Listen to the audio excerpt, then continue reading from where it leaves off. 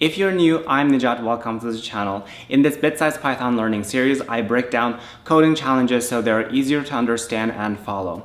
If you find this helpful, hit that subscribe button for more coding tips and tricks. So let's get into it. So LeetCode question number 6, zigzag conversions. The problem is that convert a given string to a zigzag pattern, given a number of rows. So for example, if we're given this string, and the number of rows equal to 4.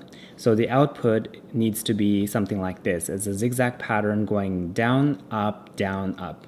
So in order to do this, we're going to use the list data structure to store each row's characters, and then also use the index management of the list to create the zigzag traversal pattern. So I have given the solution logic here, steps 1 to 3, and then we're going to create this function based on these steps. So the name of the function is given as convert zigzag, and then our first argument is the string, and the second argument is the number of rows.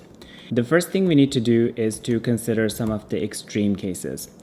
If number of rows equal to 1, or number of rows equal to or greater than equal to the length of this string, we're going to just return s.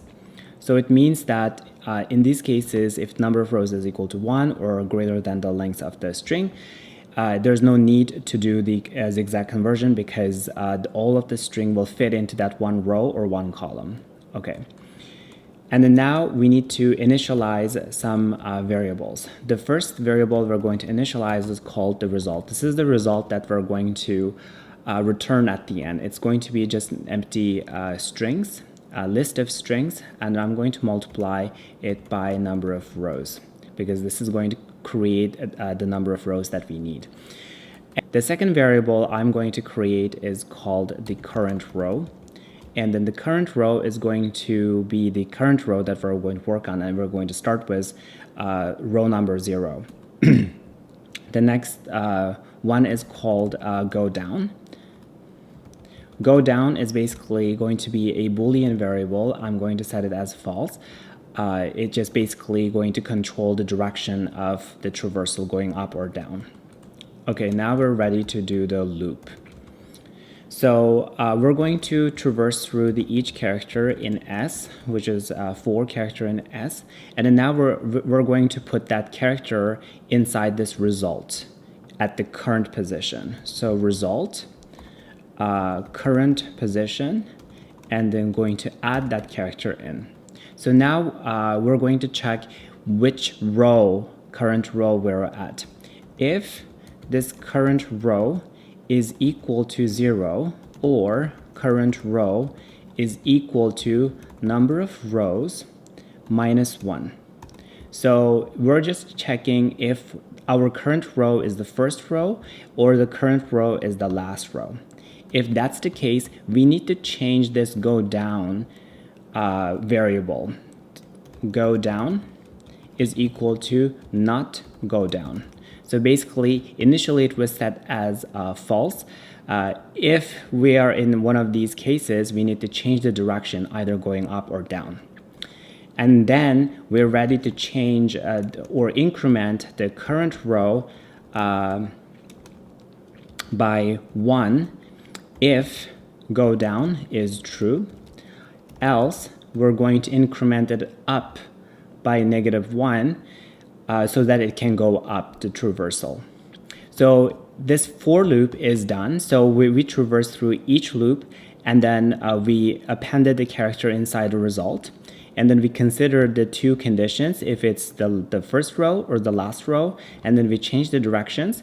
And then based on the changing directions, we either added 1 or -1 to change the directions up or down. Okay, we're now ready to return our final result. Return, we're going to join what we've just constructed as our result. And that's it. Let's just quickly summarize what we've done so far. So we first considered some extreme cases where the number of rows is just 1 or is greater than the length of the string. In that case, we're just return the string itself. And then we created some, initialized some variables, the result itself, the current row pointer, and then also a variable that controls the direction of where we're going. And then we loop through characters in this string, and then appended the character inside the result list. Depending on where we are at in the first row or second row or the last row, we change the direction of where we're going, and then we change the index of the list. And then we returned what we've constructed so far. Okay, so let's just run this quickly. So it ran successfully. And then here, let's just quickly test our function. So the test cases, we've given the same string with different number of rows. The first one is 3, and then 4, and then this is the expected results. Okay, so once I run it, so input, everything run correctly, got that, expected, so all tests passed. So okay, so let's quickly summarize the important learning points from this. So it's a zigzag traversal. We move down until we're reaching the bottom, and then we move off to create the zigzag pattern. So some edge cases that we need to consider, as I mentioned earlier, if it's a single row or it's greater than the length of the strings, we return the string as is. That's it for today. Thank you for watching. And then I will see you when I tackle LeetCode question number 7 in the next video.